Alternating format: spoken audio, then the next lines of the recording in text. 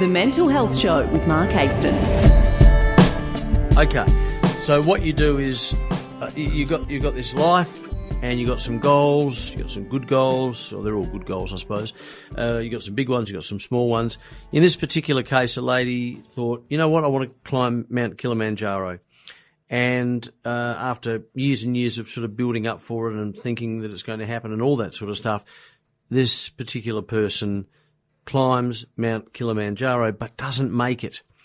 So how does my next guest handle the disappointment of not making it?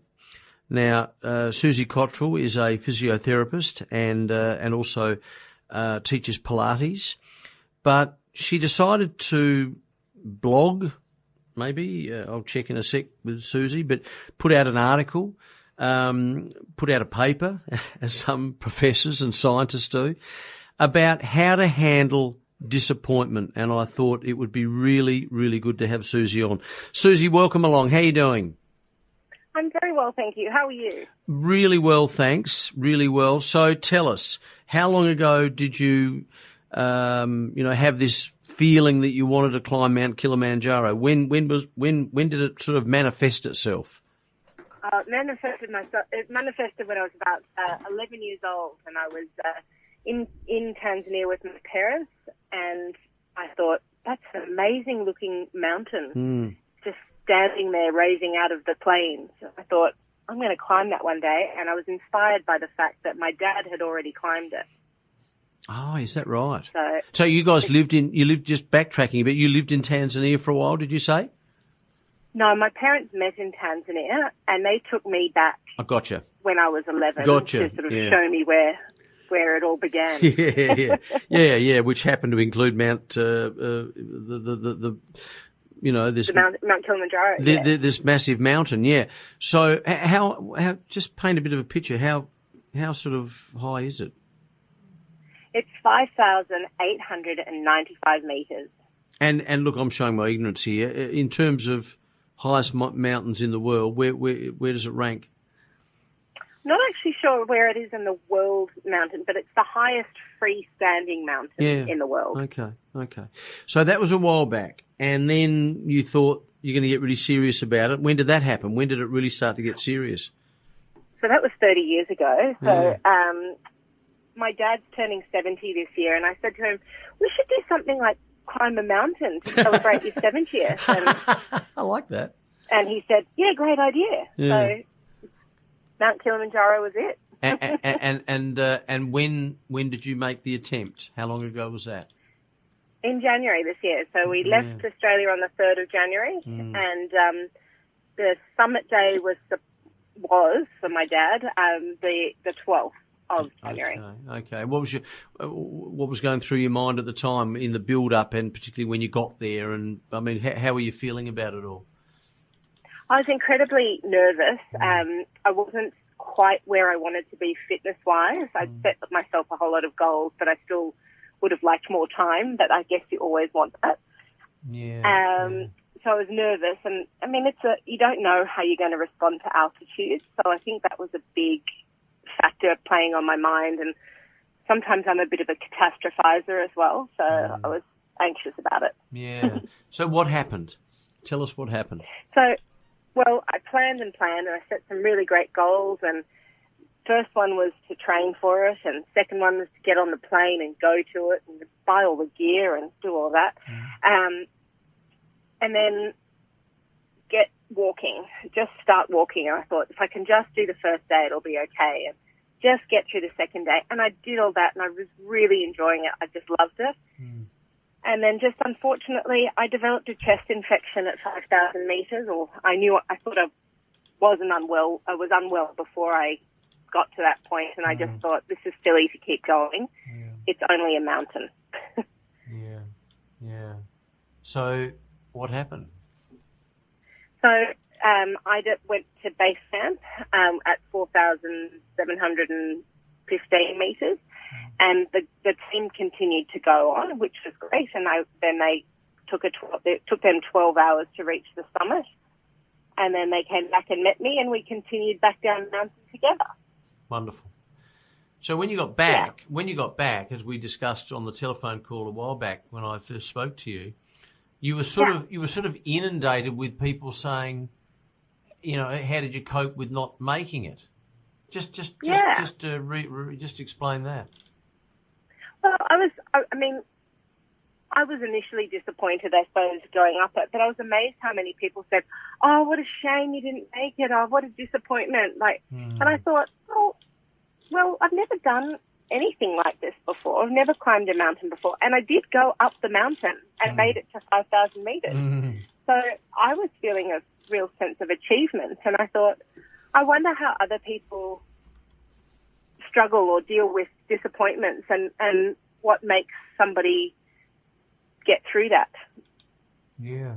And that's what made me write this little blog. Yeah. So tell us about the blog. What did you learn about it, and how how did what you learnt about that? I'm reluctant to say failure, because that's the whole point of this conversation. But how did you? Disappointment. How did you learn from it? I'm a physiotherapist, and one of the biggest things I teach my clients is goal setting, the importance of setting goals. And I think if I had just said to myself, I'm going to climb Mount Kilimanjaro, and had no mini goals, or what I call stepping stone goals along the way, then it may have been a big disappointment. But I had so many other little achievements leading up to it that I had this real sense of achievement. Great. Yeah, I know exactly what you're saying. This is brilliant. Yeah. Yeah, and I think people need to start thinking about the journey rather than the destination a lot more. Part of the joy of going somewhere or achieving a goal is the journey to get there. And I think that's a really important part to reflect on when you do experience not reaching your goal or your destination or whatever it is. And part of that, as you say, is setting mini goals along the way, rather than just simply saying, I'm going to climb Mount Kilimanjaro. Sure, I've got to get fit and I'll do that. That's okay. I'll get on the plane. But set mini goals along the way. Yeah. So I started from my walk as an example, just saying, first thing I'm going to do is I'm going to make sure I get to walking 10,000 steps every day. Yeah. And that was my first mini goal. I achieved that. So I was doing that regularly. I then said I want to be able to walk 35 kilometres a week. And achieved that, tick. Then I built that up to 60 kilometres. And just being able to do that and making the time to do it was just a real achievement for me in my life, and getting away from my clinic and children and all of the other commitments I have. They were really great goals to achieve. And so how did you actually feel yourself, now that you look back, at the time when you weren't able to achieve that goal? I still feel like I've achieved something more than I ever thought I was going to. Or I definitely had a sense of disappointment. And that day when this is it, I either go or I don't, I made the decision not to, I was disappointed. But also dealing with the reality, if I had gone, I could have got really, really sick and Absolutely. been really unwell. And what's the point in being like that? There's so much more to enjoy. So it was more of a sense of, I don't want to miss out on what's next. Yeah, absolutely. So now, a bit of time's transpired between then and now. Do you feel even more inspired by what you did, given the fact that you've written this piece about setting mini goals and handling disappointment? Do you feel even more inspired about what you actually achieved on that mountain? Absolutely. I think I've realised some things, like success doesn't equal your happiness. Like the joy that I get and the happiness I've come is from the relationships I made on the journey. I really believe that you should set your next goal, to get over that disappointment. And I'm certainly planning my next hiking trip, maybe not at altitude, but my next journey. And I don't take pity in it. I own it. I made that choice. I made that choice not to climb, and it might be a disappointment, but it was my choice. One of the things you said earlier was, I thought, really poignant, and that was that you should enjoy the journey just as much as achieving the goal. Some would suggest there's a view that you should enjoy the journey completely, because when you get to the goal, you won't be satisfied. You want to just set another goal and another goal and another goal, and that becomes a bit unhealthy. Absolutely. Well, I think we're made up of these sort of long we have in our heads, and that's really good. But setting too many goals, you start to overload yourself, and I think that can lead to all sorts of issues within life and overcommitment, and that can potentially lead to sort of anxieties of not achieving, especially if you're not reaching all of those goals. That's a really good point, Susie, actually, because yesterday I went through something very similar. I rang a friend for a particular reason, a dear friend of mine, and just spoke to him about some stuff, and he said to me, I think you're trying to achieve too much. I said, I want to do this, I want to do that. Written that down. He said, mate, there's 100 things there. He said, that ain't going to happen. And he said, what will happen is you won't achieve them, which I'm not blaming you for. He's saying that to me. He said, I'm not blaming you for it. I'm not going to knock you for it or judge you for it, but you'll judge yourself. And he said, so one of the worst things to do is to overcommit. And he said exactly what you said. He said, why don't you think of a couple of things, not 10, but a couple of things you want to achieve this week, and then set the mini goals for those. He said that'll keep you busy enough. And I did that this morning, and he is right. Yeah, absolutely. Hate it when he's right. The more I read about it when I was sort of researching this or to write was looking at even with your long-term goals, yes, you set maybe 3 for the year. Don't set too many, and then set 3 stepping stone goals for those, because otherwise you do overcommit and you don't achieve. And it's a vicious circle down. Then I think you want to be aiming to achieve things to make yourself feel good. And you're right, Susie, 100%. And what's your philosophy of once you achieve a goal? Do you feel as though it's appropriate to pat yourself on the back or to celebrate, or what is the next step once you achieve a goal? I definitely think celebrating and enjoying your achievement is very important. And again, I think that's part of the journey, not the destination. I'm celebrating with the fact that I even attempted to climb Mount Kilimanjaro. I did something that less than 5% of the population probably attempts to do and climb a mountain. Absolutely. And it was just such a brilliant experience that I want to celebrate it. And I celebrate that by meeting up with people that I climbed with, looking back on photos, discussing how great it was. But yes, I do think that you want to, I think you need to set your next goal, because you need to have a purpose. Yeah. Oh, well, that's a given, isn't it? Having a purpose is, having a purpose is so important. I've often told this story.